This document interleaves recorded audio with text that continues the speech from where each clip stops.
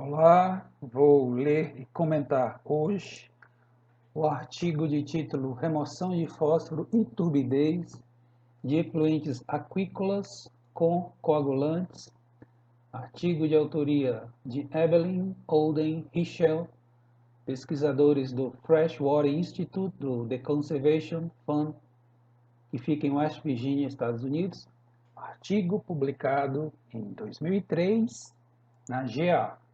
Vamos dar uma olhada no sumário deste artigo. Após a introdução, falaremos sobre pesquisas no Freshwater Institute.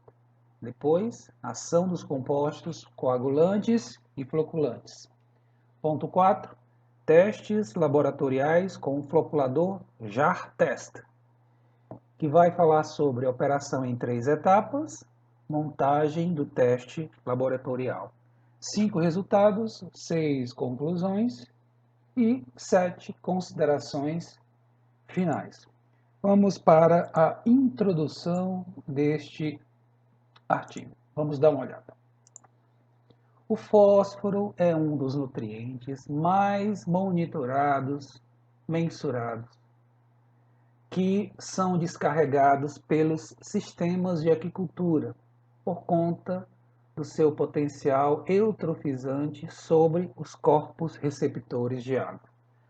O fósforo é geralmente o nutriente mais limitante nos ecossistemas naturais, e blooms ou florações excessivas de algas poderão ocorrer se as descargas excederem as capacidades de absorção desses ecossistemas.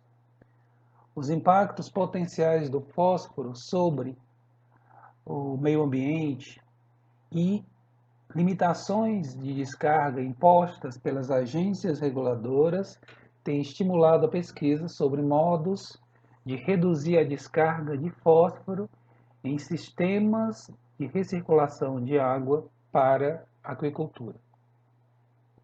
Porque quando se tem efluentes com concentrações mais elevadas de nutrientes, que é o caso nesses sistemas de recirculação, tem-se aí uma boa oportunidade para o emprego de métodos de controle eficientes e econômicos para a redução do fósforo.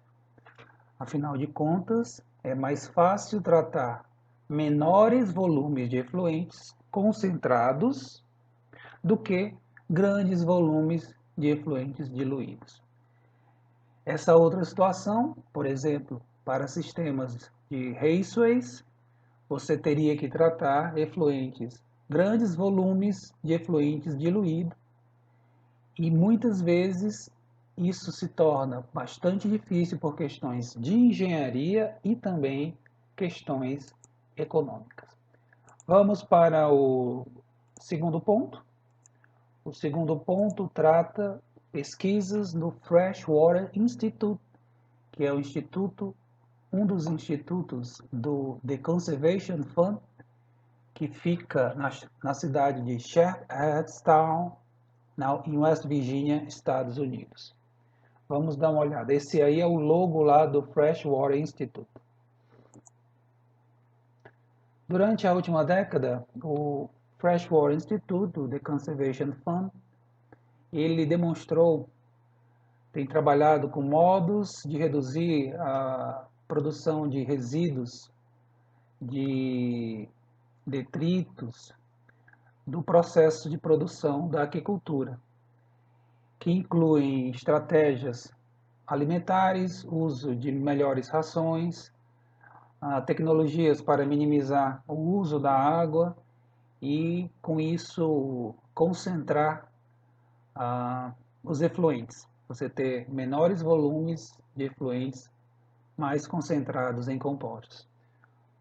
Um projeto recente avaliou o uso do sulfato de alumínio e do cloreto férrico, que são dois produtos comumente utilizados como coagulantes e floculantes, para tratar os efluentes de filtros de microtela utilizados em sistemas de circulação intensivos para a aquicultura. Então, esse foi o trabalho. O teste foi com esses dois produtos, sulfato de alumínio, princípio ativo íon Al+3, o cloreto férrico, o princípio ativo é o íon ferro mais 3. São dois compostos químicos coagulantes e floculantes que, no caso do trabalho, foram utilizados para tratar água de retrolavagem de filtros mecânicos de sistemas comerciais de recirculação de água para aquicultura intensiva lá na West Virginia. O que é que acontece? O filtro mecânico, ele remove grande parte da turbidez dos sólidos suspensos da água.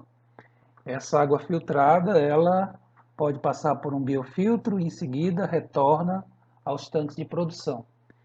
Periodicamente é necessário fazer a manutenção desse filtro pela retrolavagem, quando se passa água sob alta pressão em sentido contrário ao usual. Com isso, grande parte dos resíduos da sujeira que vai ficando retido na tela, nas telas, no caso desse filtro aí, ou na areia, vai ser removida com a retrolavagem. O problema é que essa água aí de retrolavagem tem alto impacto contaminante no meio ambiente ou no corpo receptor que viesse a entrar em contato com aquela água. Seria necessário tratar essa água de retrolavagem antes do seu descarte para a natureza. Enquanto a água filtrada mecanicamente retorna para os tanques de produção, a água de retrolavagem dos filtros é geralmente descartada quando se faz a manutenção do filtro. Daí a importância de se fazer o tratamento dessa água para evitar a degradação dos corpos receptores. Além de buscar determinar a efetividade desses produtos na remoção tanto de sólidos suspensos como do fósforo, foram feitas observações frequentes das variáveis normalmente encontradas nos processos de coagulação e floculação, como nós vamos ver. Portanto, esses testes que foram realizados lá no Freshwater Institute, eles avaliaram as dosagens e as condições necessárias para se alcançar a remoção, o ponto ótimo de remoção de sólidos de turbidez e de fósforo da água. Ok? Vamos agora passar para o ponto 3. O ponto 3, ele vai tratar da ação dos compostos coagulantes e floculantes. Vamos ver. Cargas elétricas sobre pequenas partículas na água fazem com que essas partículas naturalmente repulsem umas às outras. E isso faz com que elas sejam mantidas suspensas. As partículas de argila, que são partículas coloidais, isso é, possuem diâmetro de partícula entre 0,001 e 0,02 micrômetros, possuem cargas negativas e não sedimentam. Logo, a bacia de sedimentação não remove turbidez por argila. Ela permanece por causa desse fenômeno, que, como são todas partículas carregadas negativamente, uma repele a outra, elas não floculam e não sedimentam. Partículas de matéria orgânica em estado coloidal, isto é, com diâmetro de partícula entre 0,001 e 1 micrômetro, também possuem cargas negativas e, de igual modo, não sedimentam. Você tem matéria orgânica particulada, sedimentável, acima de 1 micrômetro, você tem matéria orgânica dissolvida, partículas menores que 0,001 micrômetros, e nessa faixa intermediária é a matéria orgânica coloidal. Ela nem sedimenta e ela nem está na condição dissolvida. você teria que empregar o processo de coagulação e floculação para remover essa matéria orgânica. Essas partículas, além de não sedimentarem, também não são removidas nos filtros mecânicos tradicionais. Essa matéria particulada mais fina, assim como a matéria coloidal, não são removidas pela filtragem mecânica, pelo menos nos filtros tradicionais. Você talvez pudesse utilizar filtros de cartucho para essa remoção de material particulado mais fino. Entretanto, são filtros bem caros e que exigem bastante manutenção.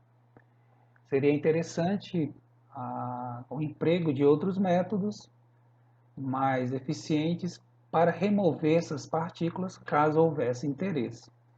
O fósforo inorgânico dissolvido na água, isto é, o ortofosfato, ocorre na forma dos ânions H2PO4- e HPO4-2.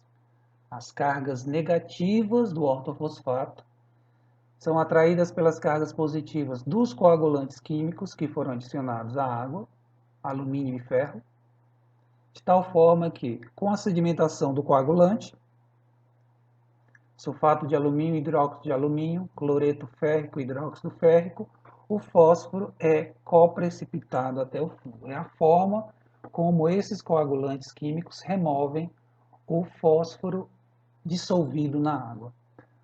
Um dos métodos mais comumente utilizados para remoção de sólidos suspensos em águas destinadas ao consumo humano é a adição de coagulantes e a floculação através do emprego de produtos como o sulfato de alumínio, cloreto férrico e polímeros de cadeia longa. O processo de coagulação neutraliza ou reduz as cargas negativas dessas partículas. Isso permite que as forças de Van der Waals, as forças de atração, as forças moleculares de atração de Van der Waals entre essas moléculas realizem a agregação inicial desse material coloidal e desse material finamente suspenso para formar os microflocos.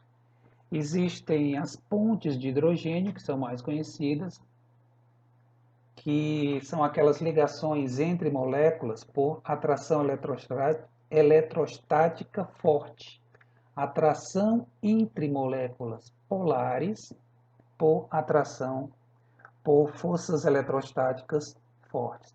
E existem as forças de Van der Waals, que são atrações eletrostáticas mais fracas entre moléculas apolares.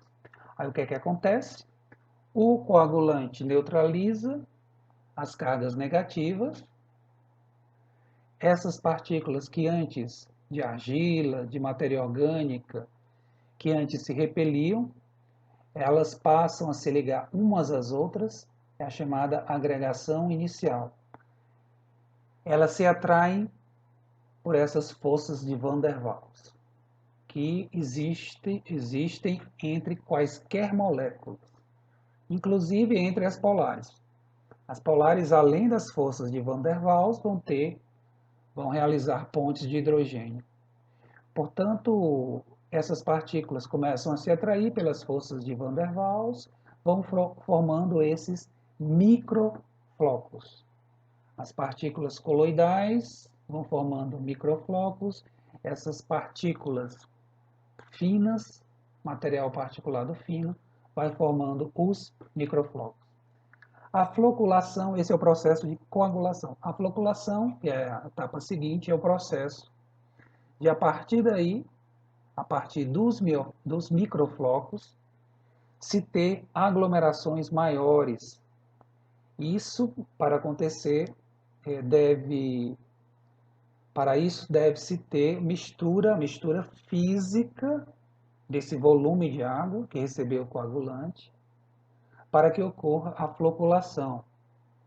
ou através da ação adesiva, colante, de floculantes tais como polímeros de cadeia longa. Uma vez tendo se formado os microflocos, basta misturar suavemente, levemente essa água, para que esses microflocos entrem em contato um com o outro. À medida que isso vai acontecendo, vai formando os macroflocos, que são esses agregados maiores. É o processo de floculação. À medida que vão se formando esses macroflocos, a densidade desse material faz com que se inicie o processo de sedimentação.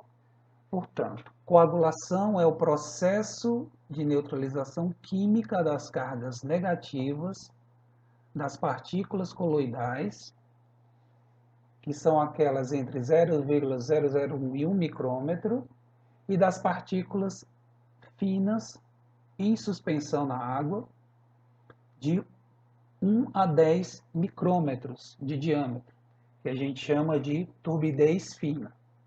A partir daí ocorre uma atração entre as partículas por efeito ou ação das forças de Van der Waals, que forma microflocos na agregação inicial, os quais esses microflocos ainda não possuem densidade suficiente para sedimentar. Durante a coagulação, os íons ortofosfatos são também atraídos pelo alumínio, pelo ferro, e se ligam ao coagulante. Eles são atraídos pelo alumínio e ferro e vão formar partículas maiores, vão se prender a esses elementos, a esses compostos, e vão ser removidos da água quando ocorrer a sedimentação. A floculação é um processo posterior de agregação ou aglomeração mecânica dos microflocos em flocos maiores, os macroflocos, que esses já possuem densidade suficiente para sedimentar até o fundo. Para que a floculação ocorra, será necessário fazer uma mistura lenta do volume de água que recebeu a aplicação do coagulante.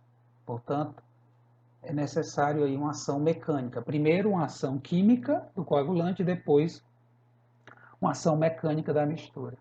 Alternativamente, a floculação poderá ocorrer sem a mistura lenta, mesmo na água estagnada, caso se empregue algum polímero de cadeia longa que possua propriedades adesivas, como coagulante.